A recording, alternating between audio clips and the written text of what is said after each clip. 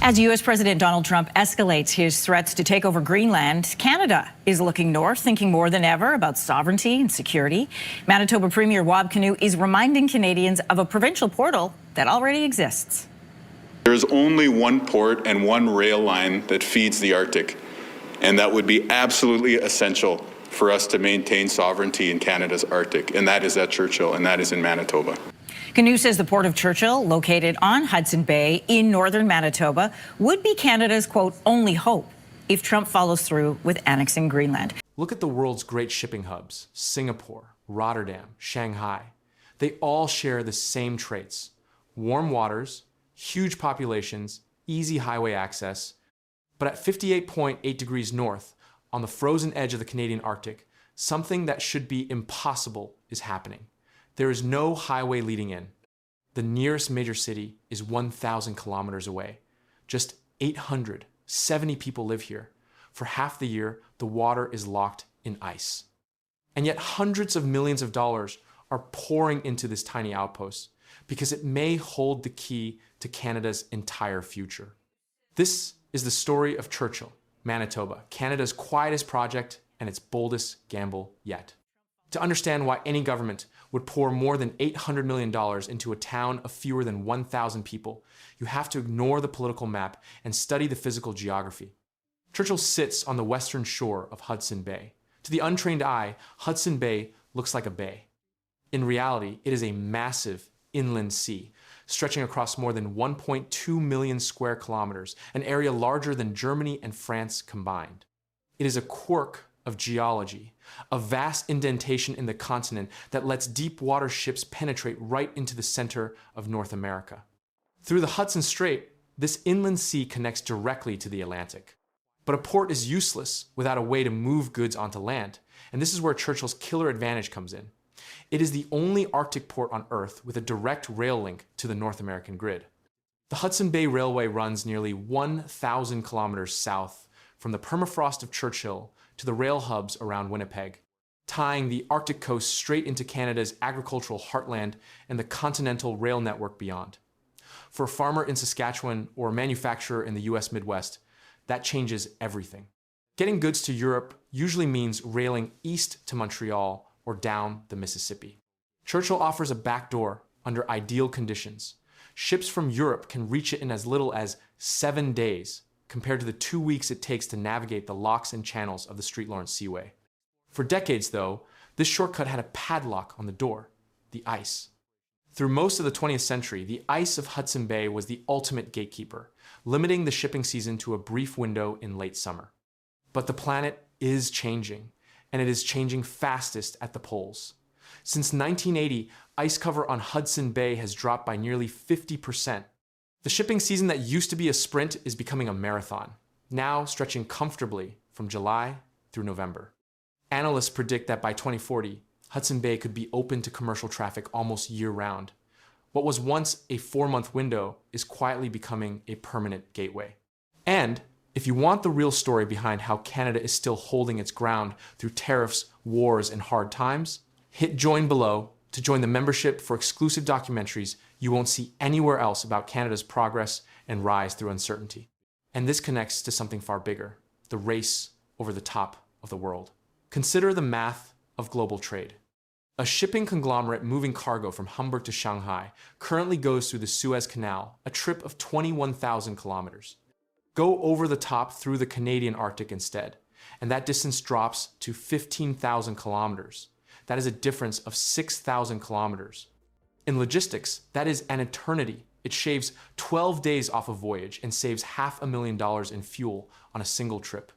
Analysts estimate that by 2050, Arctic routes could carry around 5% of all world shipping. That may sound small, but in the global economy, it represents trade flows worth more than $500 billion every single year. And Churchill sits at the crossroads of 3 emerging shipping corridors that could redefine that trade. The road to this realization ran straight through near disaster. For decades, Churchill was just a grain terminal, quietly shipping prairie wheat during the short summer. Then, in 2016, the town nearly died. Severe flooding washed away huge sections of the Hudson Bay Railway, the town's umbilical cord, its only land link to the south. The owner at the time entered a protracted legal battle over repairs, and for nearly 2 years, the train stopped. Churchill was cut off, accessible only by expensive flights, and a liter of milk became a luxury. The town looked destined to become a ghost port. But while it suffered, analysts in Ottawa were studying new data, and they discovered the thaw in Hudson Bay was accelerating far faster than anyone expected, with ice-free conditions projected by the early 2030s. That changed the entire calculation. An ice-free Churchill was no longer just a grain terminal, it was a strategic foothold. In 2018, a consortium of Canadian investors backed by federal funding stepped in and purchased the port and rail infrastructure for $17 million. But that was only the down payment. Within months, Ottawa pledged over $800 million for upgrades, deepening the harbor to accept larger vessels, rebuilding the rail line with heavier steel, and installing cargo handling systems designed to operate in extreme cold. What looked like a rescue mission for a small town had quietly become a national strategy. Canada was planting its flag. The urgency comes from the fact that Canada is not the only player in the high north. Russia has been militarizing its Arctic coastline for a decade, developing its northern sea route with a fleet of nuclear-powered icebreakers. China, despite not being an Arctic nation, has declared itself a near-Arctic state and is pouring billions into what it calls the Polar Silk Road. Even the United States is scrambling to upgrade its limited capacity in Alaska. That raises the most sensitive issue of all sovereignty. Canada claims the Northwest Passage as internal waters, as Canadian as the Rideau Canal. The United States and others dispute this, calling it an international strait. And in international law, you cannot simply claim territory, you have to use it. A functioning, busy port on Hudson Bay demonstrates real jurisdiction. Every ship that refuels there, every ton of grain that moves through those waters reinforces the legal argument that this is Canadian territory. Ottawa has committed over $2 billion to broader Arctic defense and surveillance, much of it centered on the access Churchill provides. The economics are what will keep the lights on, and the vision has moved far beyond wheat. The logic is two-way traffic. For prairie exporters, Churchill is the fast lane to Europe. For importers, it is a backdoor into North America. Asian goods arriving at Churchill can reach the US Midwest faster and cheaper than if they waited in line at congested Pacific ports like Los Angeles or Vancouver. And it is being built on a new model of partnership with Indigenous communities as major owners and beneficiaries rather than bystanders. The federal government projects this single port will generate $15 billion in economic activity over the next 20 years. For a town of 870 people, that is a revolution.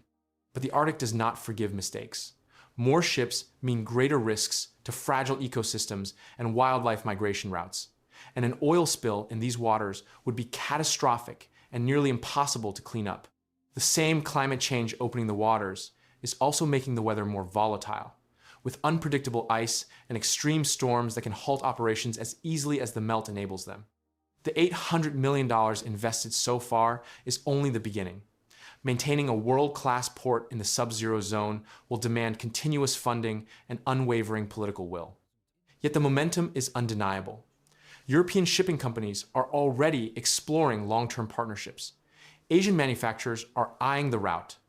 By the early 2030s, this tiny port could handle a significant share of trade between two continents, a thriving global gateway rising from a frozen frontier, and Canada's bet on the future of the North.